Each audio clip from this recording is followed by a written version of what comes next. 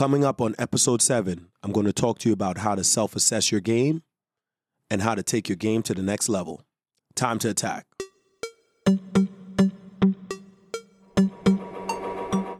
Welcome to the Grit Hoops Podcast, powered by Grit Basketball, where passion meets performance. This is the show for players, coaches, and parents who are committed to real development, elite skills, and the mindset it takes to win. We break down the game, cut through the myths, and give you the tools to maximize potential on and off the court. If you're ready to put in the work and take your game to the next level, let's get to it.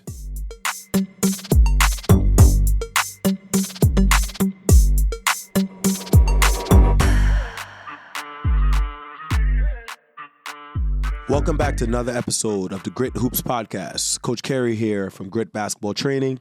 Today we're going to talk to you about self-assessing your game and how do you actually look and evaluate yourself after you have a game, how to self-assess during games, and to stay in a zone and to limit negatively, I would say, evaluating your game to where you're not progressing and not being productive throughout this process.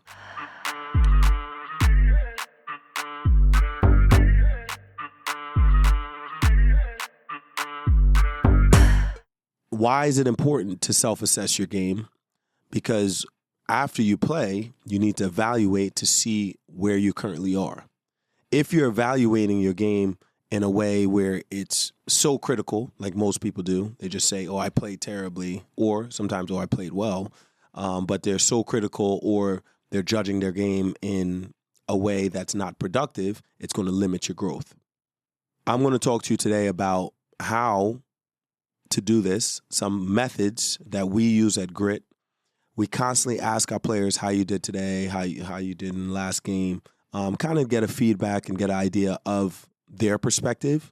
But we have a very different perspective and a way we evaluate kids, and it ties into, obviously, their overall ability, right? So you have to judge based on your ability and where you currently are, how aggressive they were, how assertive they were, and how did they impact the game in many facets of the game, not just scoring, not just effort, right? And many facets of the game. So to do this, we use something called a grit grid that keeps track of touches. So every time you touch the ball, how aggressive you were with your touches. Did you attack? How often you attacked? Did you shoot? How you attacked? It keeps track of aggressiveness with crashing the boards, defensive aggressiveness, and it checks yourself on more of a assertiveness level than a productivity level. We believe if you're constantly aggressive and you're constantly working on your game, you're going to constantly grow as a player.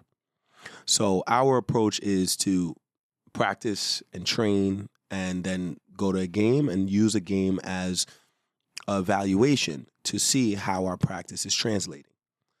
Most people view games as end all be all, right? We win, we lose, and they're excited or they're sad. To us, games are more evaluations. What did you do? How did you read the situation? And you're constantly evaluating to make steps forward and to grow as a player. So that is the point of the Grit Grid, and it's to help players, guide players and parents and coaches to evaluate their kids in a different light. How you could get the Grit Grid is if you go to the Grit website, you'll see it on there, or even easier, you can email us at podcast@gritbasketball.com, and I will personally send you the Grit Grid. You could get a free copy of it. You can self-assess and use it.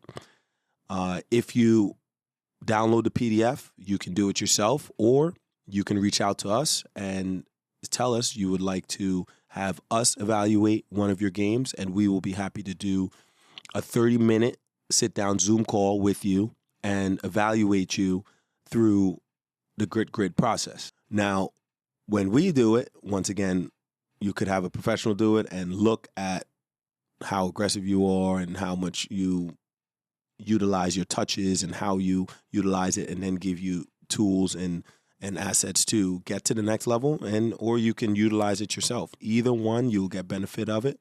But we're more than happy to help you. Just email us at podcast@gritbasketball.com, and we'll be happy to guide you through that process. Now, back to why assessing your game is important. Assessing your game is important because after you play, your parents, yourself, you're wondering how, you're kind of evaluating how you did. Most people, if they hit shots, they think they did well. What we want you to do is pay attention to what you do every time you touch the ball, what you do when you don't have the ball, whether it's you're standing, or you screening, or you crashing the boards, are you aggressive on defense, how assertive are you, pressuring your man. Think about the game more how assertive you are, rather than did shots go in or did shots not go. When looking at your level of assertiveness, if you attack and you pass, count that as attack. It's attack with a result of a creation. You created an opportunity for someone else. If you attack and you get to the foul line, count that as attack. You attack and you talk about the result. I attack, I got to the foul line. I did that 5 times this game. If you attack and you score, you drive to the rim, or someone drove and kicked to you and you caught it and you shot, that still counts as an attack. If you drive to the basket, that's an attack. These are all ways to attack. I sprint the floor. How many times did I sprint up the sideline looking for the ball so I could get the ball in transition to attack? And you look for these opportunities to attack the defense in many different ways, all right? And you keep track of them. How many times did I run in to crash the boards? And you literally have your parent, somebody track it. You can look at your film and see how many times did you run in to crash the boards. I guarantee you, if you run in and crash the boards 10 to 20 times a game, you're going to increase your rebounding and you're going to increase your scoring. But you have to bring awareness to these things to improve on them. So once again, why is it important? Because you're going to put the spotlight on how aggressive and assertive you are in these facets of the game. Not just did the ball go in the net, or did the ball not? Did I touch the ball as much as I should have? Did I this and that? All these other things that distract players. We just want you to think about how aggressive and how assertive you are, whether you have the ball or whether you don't. Okay? Now, back to the how we want you to assess. If you touch the ball and you do not even look at the rim, you just swing it. You swing it to the next person. All right, coach is yelling, swing it. You just catch it. You don't even look at the rim. You just swing it. Those are called passive touches. If you have many passive touches, those are like strikes. Those are negative to your overall attack rate.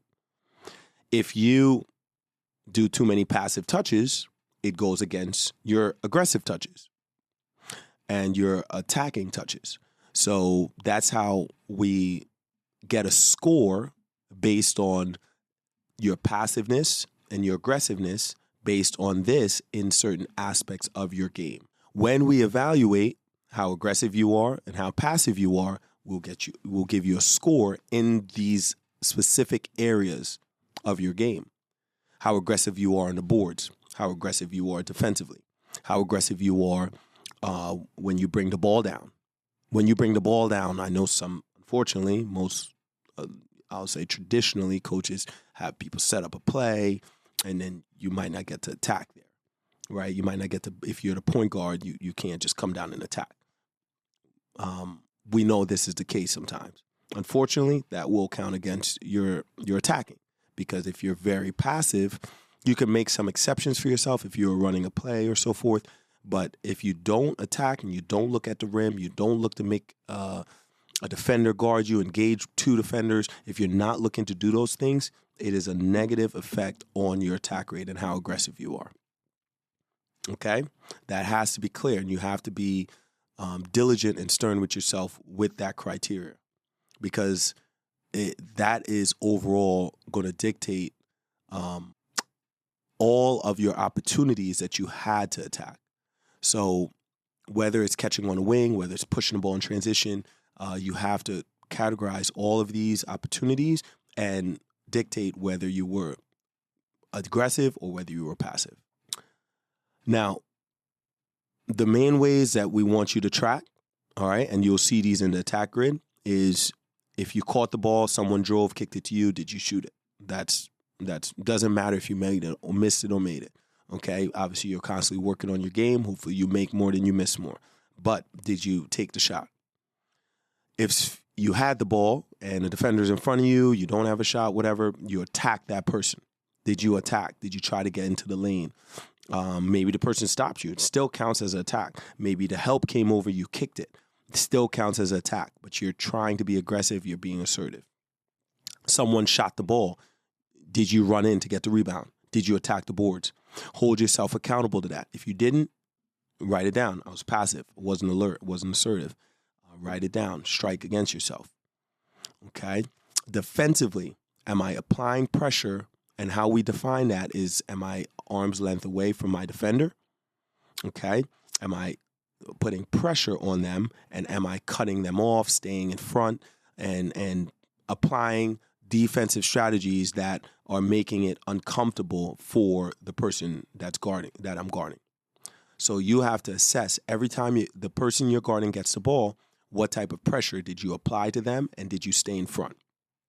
If you didn't apply any pressure or they just blew by you, obviously that is not assertive, not aggressive, not the way you want to defend, so that would be a strike. Now, lastly, look in transition. In transition, did you walk up the sideline? Did you sprint? Did you trail the play aggressively? If you were big and the guard was pushing it, did you trail and go into ball screen action? Did you roll when you set a screen? Did you set a roll? Did you roll or did you stand? Did you constantly screen away from teammates and move, or do you just stand when you're off the ball? So the transition and the off ball is a little harder to judge. You do have to look at yourself and see what you do when you don't have the ball. If you're screening for your teammates, that is aggressive. If you're standing and kind of just in space and not looking to create advantages off the ball, that would be passive. So you give yourself strikes and a grade in that area as well. Now, after you do these things, we would love to hear from you and let us know, what was your attack rate? How did you view assessing your game like this? Instead of, did the ball go in the net or did it not? Did it go in? Did it not go in? That's how most people assess their games. Did I get the touches that I believe I deserve or not? And they think, oh, I had a bad game, right? Let's assess yourself. If you touched the ball twice and you attacked twice, you might not be the best player. You might not be the second. You might not be the third best player. You might be the fourth best player. You might be coming off the bench. You have less touches than other people, so you can't judge on made baskets, right? You might have 2 touches. But if you attacked both of those touches, you have 100% attack rate, at least with your touches. When someone else shot, you ran in and crashed the boards, you could have a high attack rate, even without being a leading scorer. So keep this in mind. It's not just about how much points you score. It's about how aggressive you are and how assertive you are throughout the duration of a game. So hopefully this perspective is interesting to you, and you email us at podcast@gritbasketball.com, or you go on the website, gritbasketball.com, and you check out the Grit Grid. We will send you the Grit Grid. You can do this self-evaluation yourself, or since you're a listener to the podcast, instead of just a 15-minute film breakdown and evaluation, we will do a 30-minute evaluation. Just mention podcast in the email that you send, and we will send you the Grit Grid, and we will break down a game with you for 30 minutes. And hopefully this gives you a new perspective. When I do this with players, and sometimes I've done it with coaches as well, it really opens up their eyes to how aggressive or how passive they truly are. And it sometimes could be a real big wake-up call. It gives you a different perspective on your game, on how you evaluate your game, and hopefully you continue to grow and get better throughout this process. All right, we're happy to help you along this journey. Thanks for listening to this episode of the podcast. If you got value from today's podcast, please share it. Send it to someone that will get value. We want to hear from you. Reach out. Don't forget to grab your copy of the Grit Grid, and we look forward to having a conversation with you about this and evaluating your game or one of your players' games with you. Thanks for listening, and always remember, attack first. That's a wrap for this episode of the Grit Hoops Podcast. If you found value in today's conversation, be sure to subscribe or follow so you never miss an episode.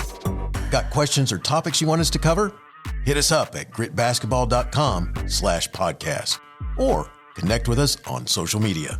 And remember, greatness isn't given, it's earned. Keep putting in the work, attack first, and we'll see you next time.